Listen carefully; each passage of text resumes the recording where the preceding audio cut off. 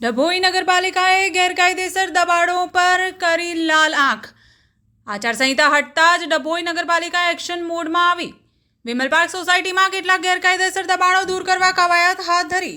પાલિકાના કર્મચારીઓ સહિત ચીફ ઓફિસર અને પાલિકાના પ્રમુખની હાજરીમાં દબાણો દૂર કરાયા। 7 કાચા મકાન અને એક પાકું બાંધકામ દૂર કરવામાં આવ્યું। પાલિકાના સ્પોર્ટ્સ કોમ્પ્લેક્સની જગ્યાએ દબાણો દૂર કરવા કાર્યવાહી। પાલિકાની કામગીરીને પગલે ગેરકાયદેસર દબાણ કરતા લોકોમાં ફફડાટ।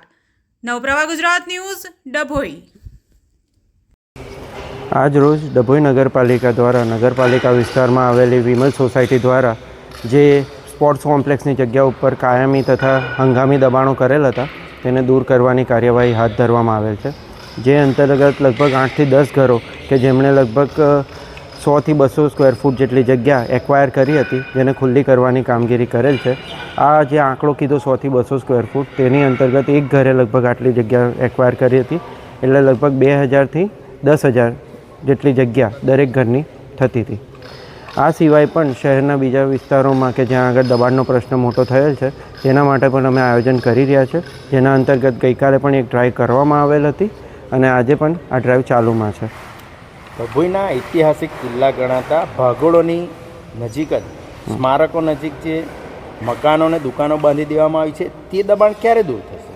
મકાનો અને દુકાનોની જે આપ વાત કરી રહ્યા છો એને દૂર કરવાની કાર્યવાહી પણ અમારે હસ્તક હાથ ધરવામાં આવેલ છે।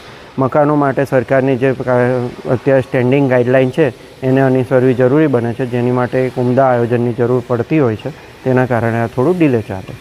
2-3 નોટિસો અપાઈ ગઈ છે, ફાઇનલ નોટિસો અપાઈ ગઈ છે, હજુ શેની રાહ જોવાઈ રહી? નોટિસો એક કાયદાકીય પ્રક્રિયા છે જેના અંતર્ગત અમારે એ ફોલો કરવી પડે છે। દબાણો દૂર કરવાની કાર્યવાહી 1 કે 2 દિવસની નથી હોતી, એ સતત ચાલતી કામગીરી છે જે અનુકૂળતાએ નગરપાલિકા હાથ ધરતી જ હોય છે।